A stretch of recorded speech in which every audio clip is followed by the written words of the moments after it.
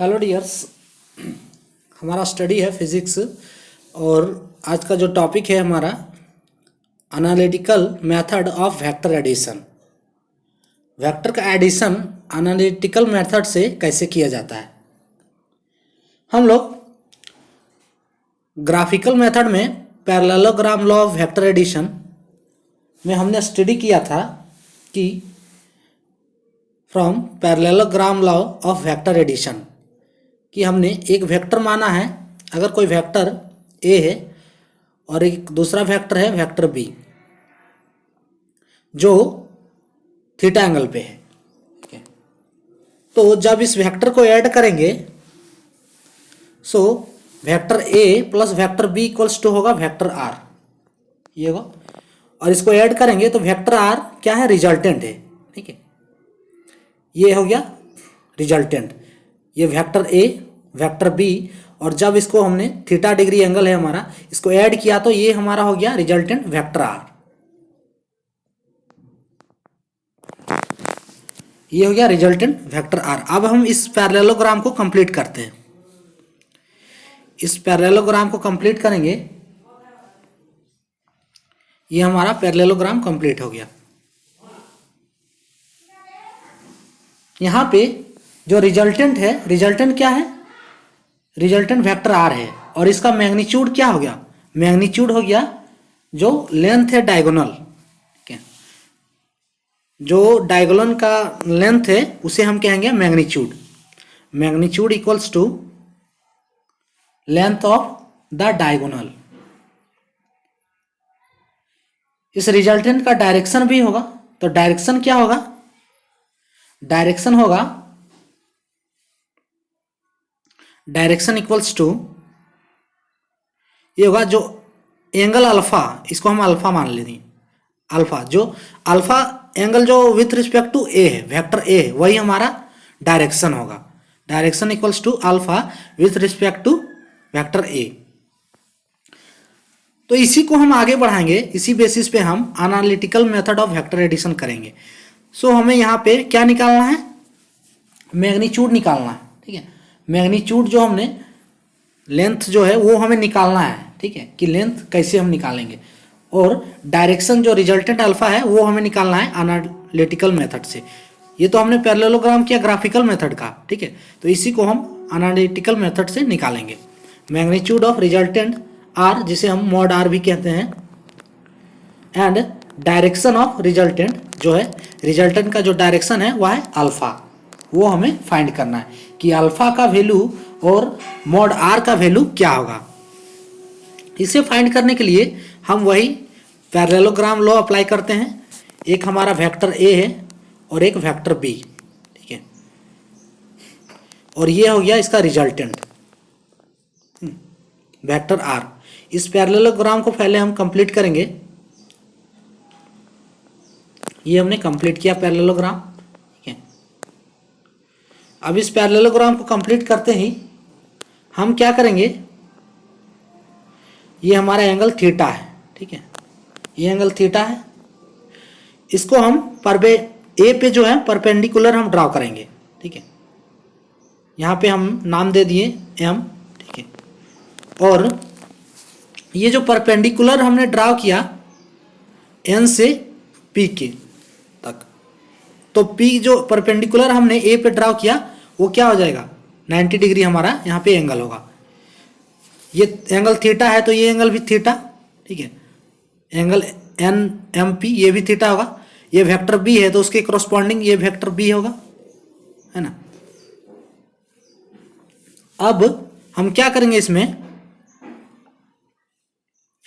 इस एंगल को हम एंगल एम एन पी को यहाँ साइड में ड्रॉ कर लेते हैं, एम एन पी, और इसका हम साइड निकालेंगे। ये एंगल थीटा था, ये 90 डिग्री है ना, इसका हम एम पी और एन पी निकालेंगे। ठीक है, इसको पहले हम फाइंड करते हैं।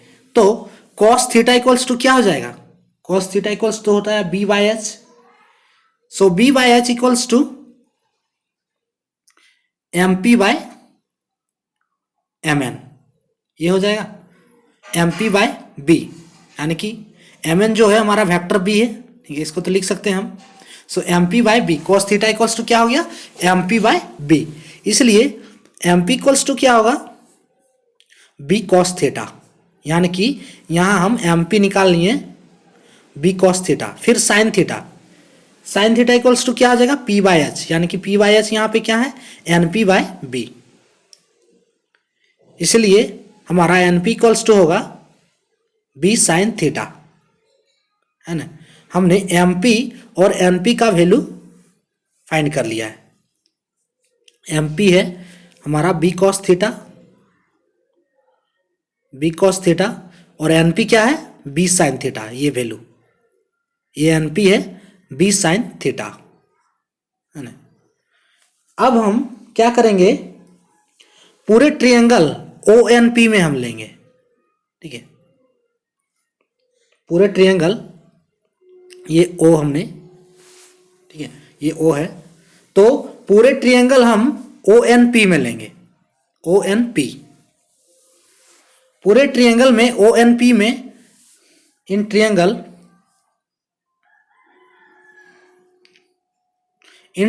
ओ एन पी में हम लिख सकते हैं कि O N square equals to N P square plus O P square, ठीक है। In triangle O N P, O N square equals to N P square plus O P square. O N square क्या है, O N तो resultant है ना। So resultant R equals to होगा R square equals to N P क्या है, N P हमने क्या निकाला है, B sine theta.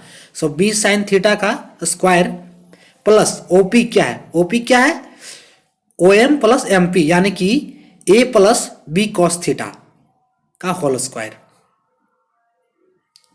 Are square equals to B sine square plus A plus B cos theta का होल स्क्वायर। अब इसको सॉल्व करेंगे, आर स्क्वायर इक्वल्स टू हो जाएगा B square sine square theta plus A square plus B का whole square कर देंगे इसको, तो A square plus B square cos square theta plus 2ab cos theta, 2ab cos theta, ये हो गया। यहां से हमारा b जो है कॉमन निकलेगा, so R square equals to होगा A square B square into, common निकालेंगे तो हमारा क्या बचेगा, साइन स्क्वायर थीटा। एक बी से हमारा साइन स्क्वायर थीटा निकलेगा और एक बी से कॉस स्क्वायर थीटा, है ना, इंटू प्लस फिर 2ab कॉस थीटा, और r इक्वल्स टू होगा R square equals to A square plus B square 2ab cos theta, ये हो जाएगा। और ये हो गया रिजल्टेंट, है ना। तो इसको आर स्क्वायर इक्वल्स टू, अब इसका हम आर कर देंगे तो रिजल्टेंट हो जाएगा ये, ठीक है। सो आर हमारा जो रिजल्टेंट होगा, आर और मोड आर दोनों सेम ही है, ठीक है, यानी कि resultant R equals to mod R equals to root over, जब यहां से हटाएंगे तो रूट ओवर हो जाएगा, so A square plus B square plus 2ab cos theta, यानी कि r equals to mod r equals to A square plus B square plus 2ab root over A square plus B square plus 2ab cos theta. ये हो गया magnitude. ये हमने magnitude, जो resultant का magnitude है वो फाइंड कर लिया। अब हम फाइंड करते हैं इसका डायरेक्शन। इसका डायरेक्शन फाइंड करने के लिए हम इस ट्रायंगल, डायरेक्शन फाइंड करने के लिए ट्रायंगल ओ एन और पी को फिर से ड्रा करते हैं, ठीक है। यहाँ पे एंगल हमने अल्फा मान लिया जो विथ रिस्पेक्ट टू ए है, वही तो डायरेक्शन होगा, जो with respect to A angle पे जो होगा वही हमारा डायरेक्शन होगा। सो हमने ट्रायंगल ड्रा किया, ये ए प्लस बी कॉस थीटा और ये हमारा साइड है बी साइन थीटा। यहाँ पे टेन अल्फा इक्वल्स टू क्या हो जाएगा, tan alpha equals to N P by O P, यानी कि P by B tan alpha होता है। So tan alpha equals to N P by O P equals to होगा B sine theta by A plus B cos theta, ये हो जाएगा tan alpha equals to. So ये हो गया direction. और इसे हम अल्फा इक्वल्स टू भी लिख सकते हैं। अल्फा इक्वल्स टू लिखेंगे तो टेन इनवर्स हो जाएगा इसमें into B sine theta by A plus B cos theta alpha equals to ये हमने फाइंड कर लिया इसका direction alpha with respect to A, ये हो गया direction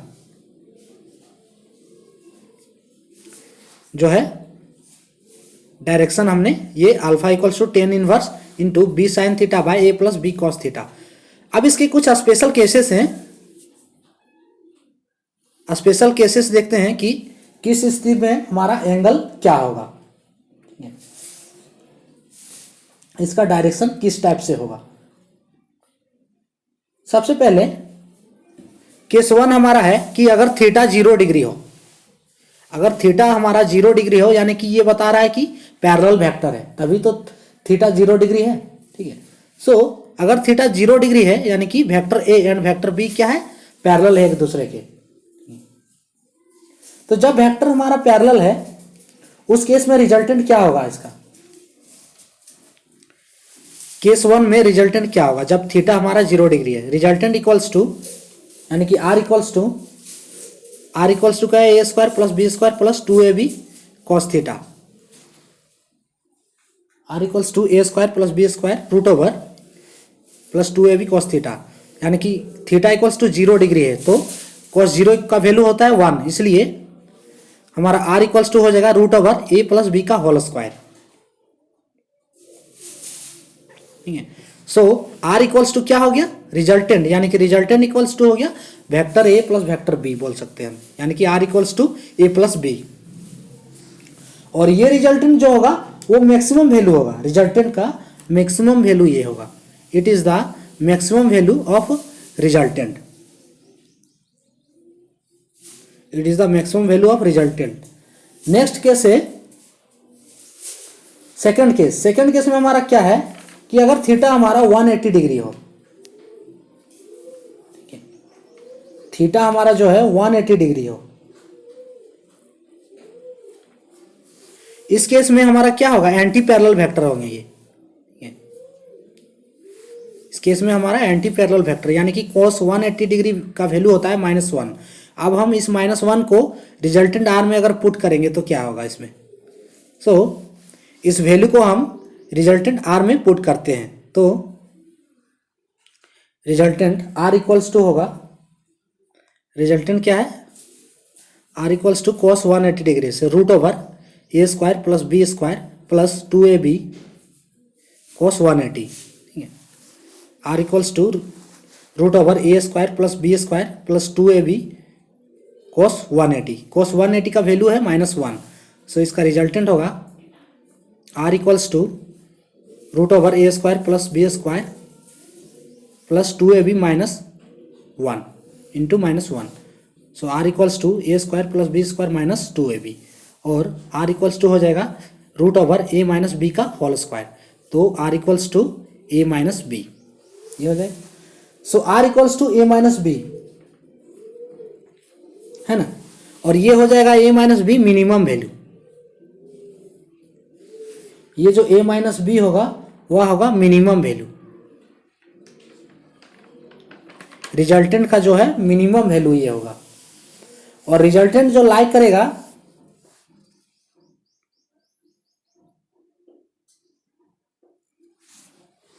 equals to mod are, इसे मोड आर भी, क्योंकि रिजल्टेंट जो हमारा नेगेटिव नहीं होता है, सो इसे लिख सकते हैं equals to mod R, resultant can't be negative, क्योंकि अगर इसमें बी का वैल्यू बड़ा हो जाएगा तो रिजल्टेंट तो नेगेटिव आ जाएगा, लेकिन रिजल्टेंट यहाँ पे नेगेटिव नहीं होगा क्योंकि आर हमारा क्या है, लेंथ है एक, सो इसे नेगेटिव नहीं कर सकते हैं। और जो ये आर लाई करेगा A minus B less than equals to mod R less than equals to A plus B, इसके बीच हमारा जो है आर लाई करेगा। केस 3 क्या है, अगर थीटा 90 डिग्री हो, केस 3 में अगर थीटा 90 डिग्री हो, सो cos 90 का वैल्यू क्या होता है, cos 90 का वैल्यू 0, तो रिजल्टेंट क्या हो जाएगा, R equals to root over A square plus B square plus 2ab cos 90, और cos 90 का वैल्यू क्या होता है 0, तो r इक्वल्स टू हो जाएगा root over r equals to root over A square plus B square, क्योंकि 2ab तो 0 हो गया, so r equals to root over A square plus B square, और इसे हम कह सकते हैं R square equals to A square plus B square. ठीक है, सो ये हो गया केस 3, यानी कि ये R square equals to A square plus B square, यानी कि ये तो पाइथागोरस प्रमेय हो गया। सो ये हमारा था analytical method of vector addition और उसके केसेस। जो analytical method of vector addition में हम उसका रिजल्टेंट और उसका डायरेक्शन कैसे फाइंड करते हैं। तो आज के टॉपिक में इतना ही। Thanks for watching.